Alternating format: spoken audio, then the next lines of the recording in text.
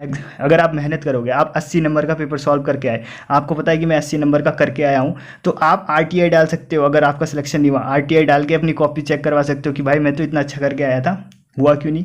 ठीक है, तो ये सब बहाने होते हैं कि बिक गई है पोस्ट, ये हो गया हो गया। अगर आप अच्छा करके आ रहे हो ना, तो आपको कोई नहीं रोक सकता है उस पोस्ट को पाने के लिए। आप आरटीआई डाल सकते हो, सब कुछ कर सकते हो, आपके पास सारे राइट्स हैं।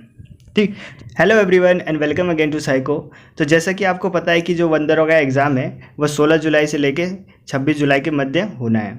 ठीक है, तो इसको देखते हुए बहुत सारे अभ्यर्थी हैं जिनको इस एग्ज़ाम को लेके थोड़ी सा स्ट्रेस या फिर टेंशन आ गया, क्योंकि जो उनका सिलेबस है वो अभी कंप्लीट नहीं हुआ है, या फिर उनको कुछ समझ में नहीं आ रहा है कि क्या पढ़ें अभी क्या ना पढ़ें, या जैसे ही वो बुक खोलते हैं तो उनको नींद आने लग जाती है। तो इस वीडियो में देखेंगे इन सभी पॉइंट्स को कैसे टैकल करें। और जो ये आपका टाइम बच गया है, यानी कि मान के चलते 15 दिन बच गया है, ये इस टाइम को आप गोल्डन टाइम समझिए, अपना गोल्डन टाइम। इससे अच्छा टाइम कोई नहीं। इस टाइम का अगर आपने अच्छे से मैनेज किया, इसका बहुत अच्छे से उपयोग किया, तो जो एक पोस्ट आपके लिए बनी है उसे पाने से आपको कोई नहीं रोक सकता है। तो चलिए इस वीडियो में यही सब जानेंगे, और वीडियो को आपको शुरू से लेकर एंड तक देखना है। सबसे पहले जानते हैं कि वाई स्ट्रेस एंड एंजाइटी, की एग्जाम जैसे पास आता रहता है तो इतने स्ट्रेस और एंजाइटी क्यों होने लग जाता है। तो ये कुछ नहीं, एक नेचुरल फिनोमिना है। ठीक है, कॉर्टिसोल या फिर जिसको एपिनेफ्रिन हार्मोन बोलते हैं, वो रिलीज होता है हमारी बॉडी में। इसकी वजह से हमें क्या स्ट्रेस और एंजाइटी होता है। तो आपको एग्ज़ाम को एग्ज़ाम की तरह लेना है। देखिए, जैसे बचपन में थे, हम पहली दूसरी कक्षा में थे, तो एग्ज़ाम देने जाते थे तो हमें कुछ पता नहीं होता था एग्ज़ाम क्या होता है, क्या है, पास भी होना होता है, फेल होना होता है, कुछ कोई टेंशन नहीं होता था, कोई वो नहीं होता था हमें। जैसे जैसे बड़े हुए, 10th का बोर्ड आया, उसमें थोड़ा सा स्ट्रेस होया कि अगर पास नहीं होता ये हो गया, फर्स्ट डिवीज़न लानी पड़ेगी, 12th हुआ, ऐसे अब ऐसे ही करते करते कॉलेज में आए। ठीक है, तो ये तो एक प्रोसेस है। और एग्ज़ाम का मतलब क्या हुआ, देखिए एग्ज़ाम का मतलब होता है कि टेस्ट करना कि आप इसलिए बने हो कि नहीं। 10th के बोर्ड होते हैं तो आप उसमें देखा जाता है कि आप हो इस लेवल, मतलब 10th लेवल तक पहुंच गए हो। इसी प्रकार जैसे आपका ये वंदरों का एग्ज़ाम है, तो ये एग्ज़ाम इसलिए है कि आपको टेस्ट किया जा रहा है कि आप क्या इस पोस्ट के लिए लायक हो कि नहीं लायक हो। ठीक है, तो यदि आप इसके लिए लायक हो तो आपका सिलेक्शन हो जाएगा, आपके अंदर से आवाज़ आएगी कि हाँ मैं इसके लिए लायक हूँ, और आपको कोई भी नहीं रोक सकता अपनी पोस्ट को प्राप्त करने के लिए। और यदि आप इसके लिए लायक नहीं हो तो इसका मतलब ये थोड़ी नहीं कि यार कि दुनिया में एक ही चीज़ बनी है, और भी एग्ज़ाम होंगे, क्या पता आप दूसरे एग्ज़ाम के लिए लायक हो। ठीक है, इससे भी बड़ा मिले आपको। ठीक है, तो इन सब चीज़ों को देखते हैं। तो आपको घबराना नहीं है, ये जो टाइम है ना, आपको इस टाइम पे आपको घबराने नहीं है। ये आप घबराए तो आपका पढ़ने का मन नहीं करेगा, किताब खोलते साथ आपको नींद आने लग जाएगी, ये सब इसी की वजह से होगा। तो आपको सबसे पहले क्या लाना है कि एग्ज़ाम को एग्ज़ाम की तरह लेना है। ठीक है, ज़्यादा नहीं सोचना है आपको कि ये हो जाएगा वो हो जाएगा। आपको एग्ज़ाम को एग्ज़ाम की तरह लेना है। और अभी देखते हैं कि आगे क्या क्या करना है आपको। ठीक है, तो आगे देखते हैं कि हमको क्या करना चाहिए इस टाइम पे। तो सबसे पहले तो आपको अपनी प्रिपरेशन को डबल कर देना चाहिए। ठीक है, देखिए जैसे कि रेस होती है, मैराथन रेस होती है। मैराथन रेस में क्या होता है, बहुत सारे लोग पार्टिसिपेट करते हैं। ठीक है, लेकिन जीतता कौन है, जो लास्ट में तेज भागता है। ठीक है, भागते तो शुरू में धीरे धीरे हैं सब, जैसे 25 किलोमीटर की मैराथन हुई, तो इसमें तो बहुत सारे लोग ने पार्टिसिपेट किया, लेकिन जीतता तो वही है ना जो लास्ट में अपने आप को बूस्ट देता है, जो लास्ट में अपने लिए ताकत बचा के रखता है और एकदम से बहुत तेज भागता है।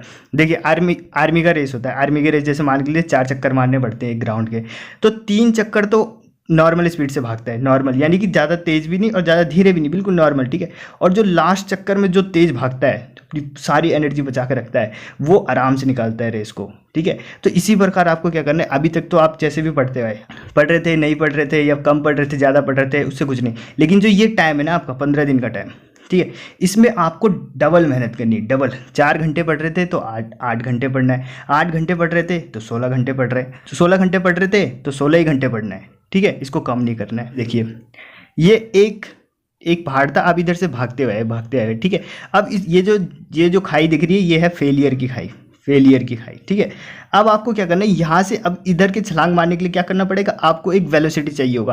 आप एक यूनिफॉर्म वेलोसिटी से आ रहे थे। ठीक है, तो आपको यहाँ से जंप मारने के लिए आपको एक्सेलरेट करना पड़ेगा, आपको त्वरित करना पड़ेगा खुद को। तो क्या करोगे, आप जैसे ही यहाँ पे पहुँचोगे अपनी स्पीड को बढ़ाओगे और छलांग मारोगे और पार हो जाओगे। तो ये जो छलांग मारना है ना यहाँ पे, यही है वो 15 दिन का टाइम, और ये 15 दिन का टाइम आज से शुरू होता है आपका। ठीक है, तो इसमें आपने क्या करना है, डबल मेहनत करनी है। ठीक है, डबल मेहनत।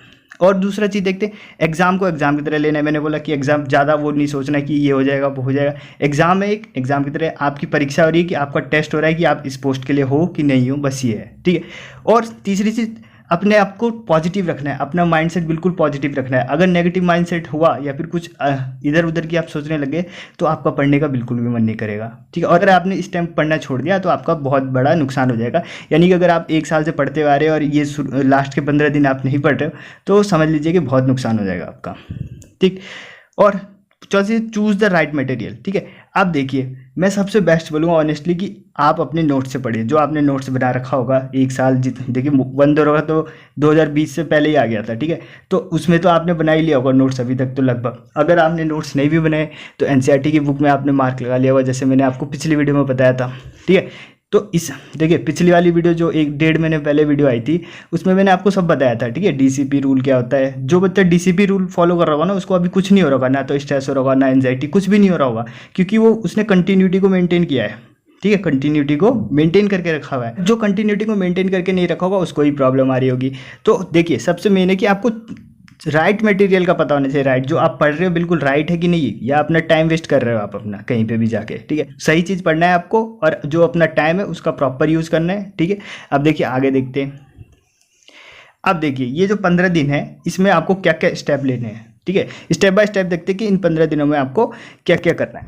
सबसे पहले तो सिलेबस देखिए, मैंने आपको पिछली वाली वीडियो में स्ट्रैटेजी वाली वीडियो आई थी जो 1.5 महीने पहले, उसमें मैंने आपको बताया था कि सिलेबस को कैसे कवर करना है, ठीक है। और उसी में मैंने आपको एग्जाम डेट का भी बता दिया था, जबकि उस टाइम एग्जाम डेट का कुछ पता ही नहीं था। मैंने उसी टाइम बोल दिया था कि 15 से एग्जाम होने हैं, ठीक है। तो अब 16 से हो रहे हैं, एक दिन का ही फर्क है बस, ठीक है। तो उसमें मैंने आपको बताया था कि सिलेबस कैसे पढ़ना है, ठीक है, और डीसीपी रूल कैसे मेंटेन करके रखना है, उसमें मैंने आपको सब बता दिया था।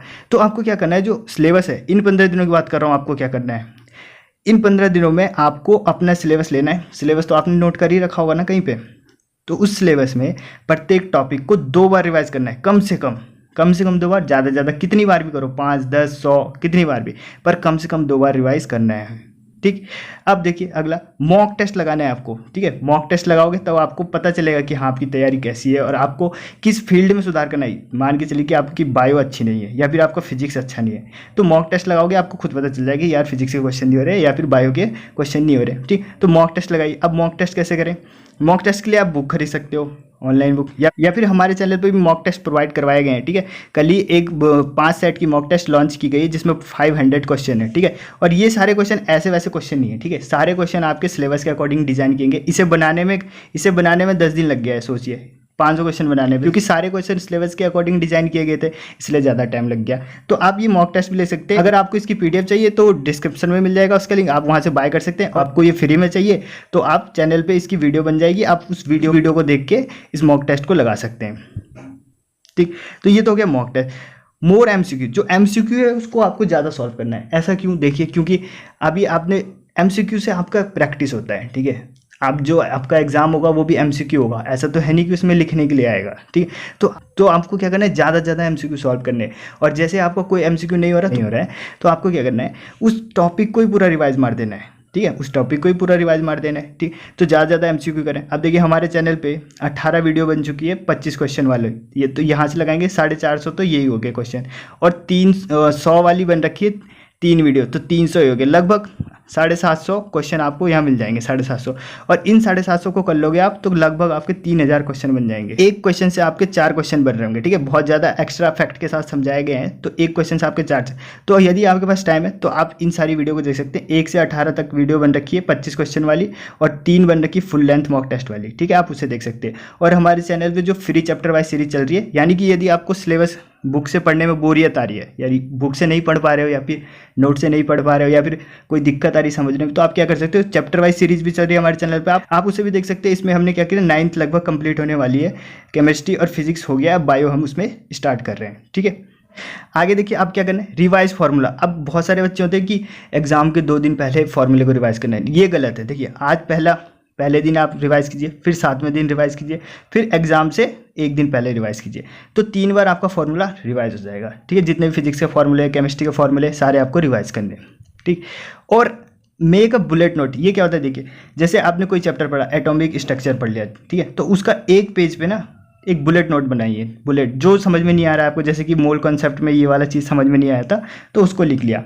और ये जो बुलेट नोट मतलब बहुत ही छोटा होना चाहिए, बहुत ही छोटा। और इसका रिवीजन आपको कब करना है, इस बुलेट टेस्ट का एग्जाम से एक दिन पहले, एग्जाम से 1 या 2 दिन पहले आपको सिर्फ इस बुलेट टेस्ट को देखना है। मतलब 1-2 पेज में तो होगा, उस पेज को आपको देखना है पूरा, और आपको पूरा कवर हो जाएगा पूरा सिलेबस।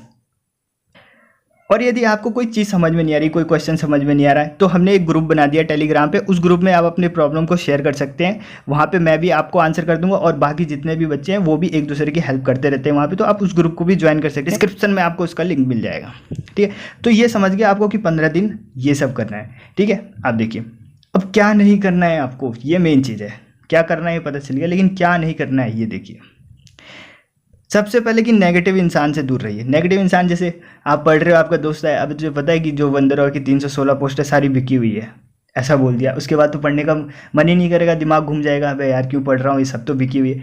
तो ये सब बातें छोड़िए। देखिए अगर आप मेहनत करोगे, आप 80 नंबर का पेपर सॉल्व करके आए, आपको पता है कि मैं 80 नंबर का करके आया हूँ, तो आप RTI डाल सकते हो। अगर आपका सिलेक्शन नहीं हुआ, RTI डाल के अपनी कॉपी चेक करवा सकते हो कि भाई मैं तो इतना अच्छा करके आया था, हुआ क्यों नहीं, ठीक है। तो ये सब बहाने होते हैं कि बिक गई है पोस्ट, ये हो गया। अगर आप अच्छा करके आ रहे हो ना, तो आपको कोई नहीं रोक सकता है उस पोस्ट को पाने के लिए। आप RTI डाल सकते हो, सब कुछ कर सकते हो, आपके पास सारे राइट्स हैं, ठीक। तो सबसे पहले आपको नेगेटिव लोगों से दूर रहना है। दूसरा जो मेन है कि टाइम वेस्ट नहीं करना है आपको फालतू। देखिए मैंने बोला ना, गोल्डन टाइम है ये, गोल्डन टाइम। और जिस बच्चे ने इस गोल्डन टाइम का उपयोग सही जगह किया, उसका सिलेक्शन पक्का है, ठीक है। अब टाइम वेस्ट से मेरा मतलब है कि जैसे कि 25 क्वेश्चन को आप कितने 2 घंटे में सॉल्व कर रहे हो, या फिर 100 क्वेश्चन को आप 5 घंटे में सॉल्व कर रहे हो, 5 घंटे में देख रहे हो, ये कहीं पे भी कोई वीडियो देख रहे हो या कुछ, ये सब टाइम वेस्ट हुआ। देखिए जो ये चैनल बनाया था मैंने, इस चैनल का उद्देश्य सिर्फ ये था कि देखिए एक अभ्यर्थी होता है ना, उसका सबसे मेन चीज़ होता है, जो सबसे कीमती होता है, उसका टाइम होता है। मैंने इस चैनल को इसी उद्देश्य से बनाया था कि कम टाइम लूंगा और ज़्यादा सिखाऊंगा, ठीक है। तो मेरे 18 मिनट में 25 क्वेश्चन करवा देता हूँ, वो भी एक्स्ट्रा फैक्ट के साथ, ठीक है।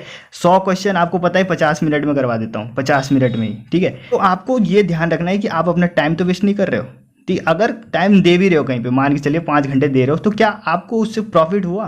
5 घंटे दिया आपने इतने गोल्डन टाइम से निकाल के, कुछ से कुछ प्रॉफिट हुआ भी कि नहीं हुआ, कि ऐसे आप 5 घंटे बर्बाद करके आ गए। तो सबसे मेन है कि आप टाइम वेस्ट ना करें, सबसे कीमती है आपका इस टाइम, ठीक है। तो इसका तो विशेष करके ध्यान रखना है आपको कि टाइम वेस्ट ना करो। और मैंने आपको बता दिया कि अगर आपने नोट्स बना रखा है तो नोट्स से पढ़ें, सिर्फ अभी इधर उधर जाने की कोई ज़रूरत नहीं है। नोट से पढ़ें, मॉक टेस्ट लगाएं और MCQ सॉल्व करें, इधर उधर पढ़ने की कोई ज़रूरत नहीं है, ठीक है। सारे डिस्ट्रैक्ट करेंगे आपको, ठीक।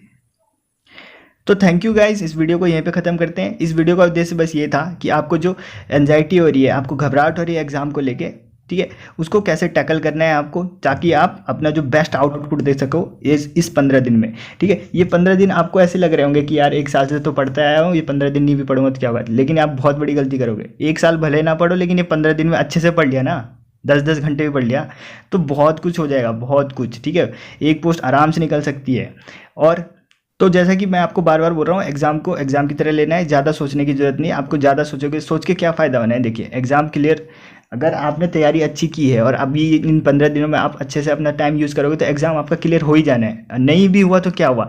देखिए एक चीज़ और, अगर आपने इन 15 दिनों में मेहनत कर ली, आपने बूस्ट दिया अपने आप को बहुत तगड़ा, और अगर आपका एग्ज़ाम क्लियर नहीं भी हुआ क्लियर, तो ये जो आपने इधर बूस्ट दिया था ना, इसका उपयोग पता है कहाँ होगा आपका? जो अगला एग्ज़ाम दोगे आप, उसमें आपको एक इनिशियल वेलोसिटी मिल जाएगी, ठीक है, यू मिल जाएगा आपको उस वाले एग्ज़ाम में इनिशियल वेलोसिटी मिल जाएगी, और वो एग्ज़ाम आपका क्लियर हो जाएगा। तो घबराइए मत, प्रिपरेशन जारी रखिए, जो ये टाइम है इसका उपयोग कीजिए, ठीक है। और यदि आपको कुछ दिक्कत है तो जो हमारा टेलीग्राम ग्रुप है उसे ज्वाइन कीजिए, वहाँ पे मैसेज कीजिए, मैं आपके प्रश्नों का उत्तर दूंगा वहाँ पे। तो मिलते हैं अगली वीडियो में। जय हिंद।